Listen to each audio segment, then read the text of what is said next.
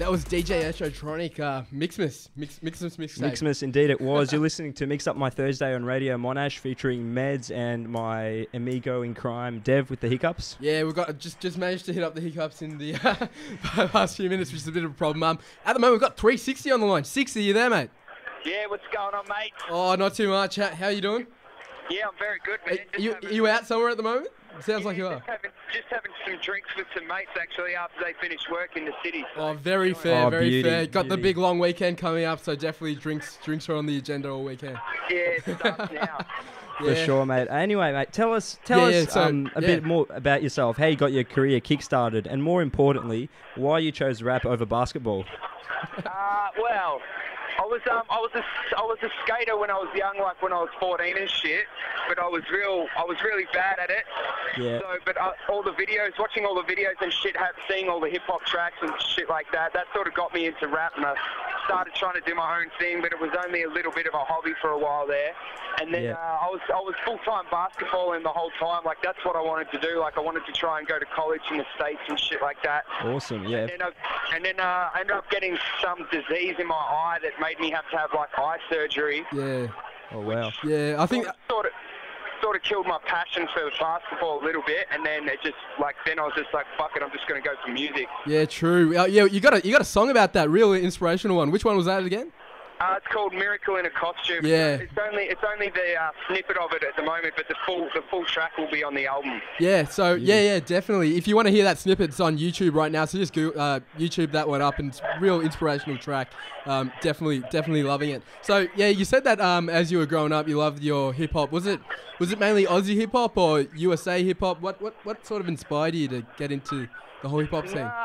I didn't really get into the Australian hip hop that much when I was younger. It was more shit like I started off on stuff like Busta Rhymes and shit like that, and Wu-Tang and Eminem and Big L and stuff, and they were probably my main influences when I was growing up. And then I sort of got into the Australian shit a little bit after that. So I thought a lot of it I didn't quite relate to that much, but over time I started to really get into it a lot more.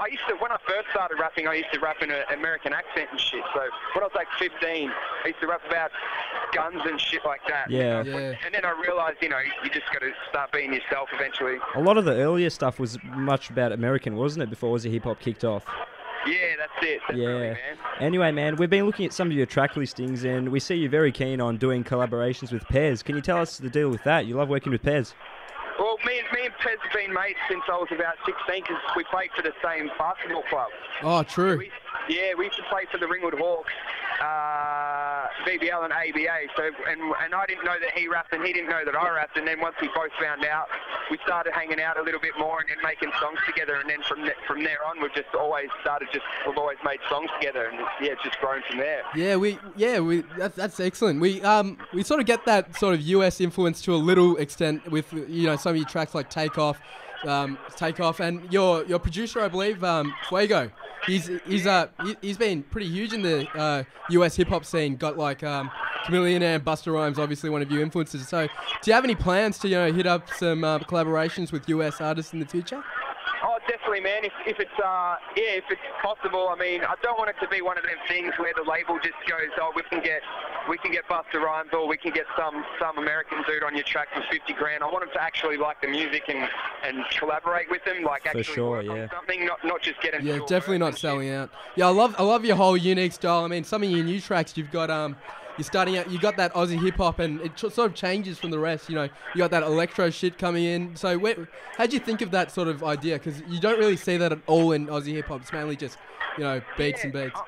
Well, when I did my first album, it was very much the same sort of Aussie hip hop formula that you hear at the moment. Like it was this kind of boom bap, sounding like old school hip hop from America kind of thing, but with an Aussie accent. But then after I released that album, I think that was about 4 years ago now, and I've just spent my time just like schooling myself on other music and really getting into other music, and I think it was really influenced from a lot of the friends that I hang around with. Like a lot of my friends are into dance music and indie rock and just all different shit. And I just used to be just only rap music, and that was it. And once I sort of opened my mind to this other shit, I was like, man, I could make some really good music, and I should just should have no rules on the next one, not try and make a hip hop album. Yeah, true. Definitely no formula for your music. Yeah. Yeah. Yeah. Just if I like the backing music and I think it's a good song, then I'll use it. If doesn't matter if it's a dance track or dubstep or rock or whatever. I'll just do what it. Love our dubstep and mix on rock these days. Yeah. Fantastic stuff, mate. We've been looking at a few rap battles that you've been posting up. The online got beef stuff. Yeah. Got beef and grind time, yep. Yeah, with those, we noticed it gets pretty heated, especially towards the end. Is there any beef with any of you rappers afterwards, or you all understand that it's just all within the game? No, there's no beef. I mean, there's a couple of dudes out there who, if they do get heated during the battle, they probably will headbutt you after the battle. But that's just silly shit. You know? That's if you're going in a rap battle, you got to expect to be dissed anyway. I love some of your disses, mate. Especially when you're working with others. I love that Benjamin Button call thing against the TUS blokes. Yeah, that's the one that, where Justice flipped it on him and shit. Yeah. Burnt him, mate. Burned him, yeah, loved it. Loved the crowd. Yeah. But, one of the other things that you were hopping on was Rapper Tag. You started that last year or something, I think? Yeah, that was last year. That's gone through, like, all the loops of Aussie hip-hop. It's changed into a huge bunch of things. I think the most recent one was, like, a bit of a metal rap sort of track. What do you think about, where it's gone and stuff like that? I'm loving it, man. Like, I mean... Personally, I would like there was a stage there where a person will get tagged and then they'd have their thing up in like 3 days. Yeah. But now it's taken about 3 weeks to a month. I think some of them are getting like professionally produced videos and stuff like that. So was that your intention, or did you just expect to let it go with the flow? I thought it would definitely grow and people would get creative with it. I reckon it's good. I like the way it's going for sure. I just wish that it was a lot more faster. Yeah. But I'm definitely digging how people are being creative and just doing random shit. I reckon that's really cool. Yeah.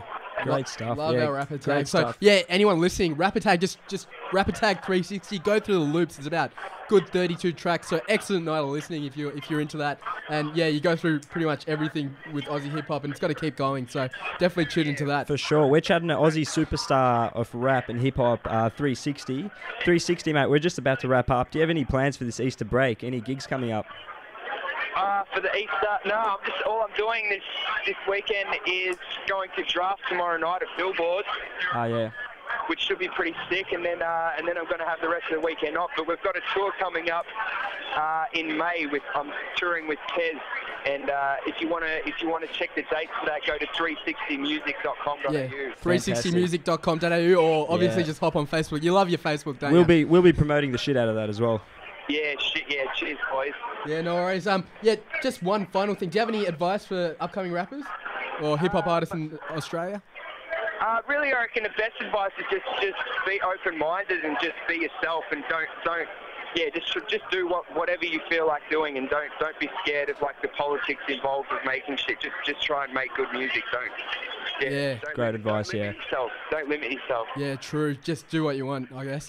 Yeah, that's it. Yeah, so thanks for joining us, mate. It was excellent, very, very kind of you. Great chatting to you, mate. Yeah, hit up the drinks tonight. You got 5 days of shithole to do. That 5 days have a lot of drinking to do. So this track just got started. 360 featuring Pez. Tune in, Radio Monash, and so we'll talk to you later, mate. See ya. Thanks, See you, mate. mate. All right, see ya. See ya. See ya, mate. This is 360.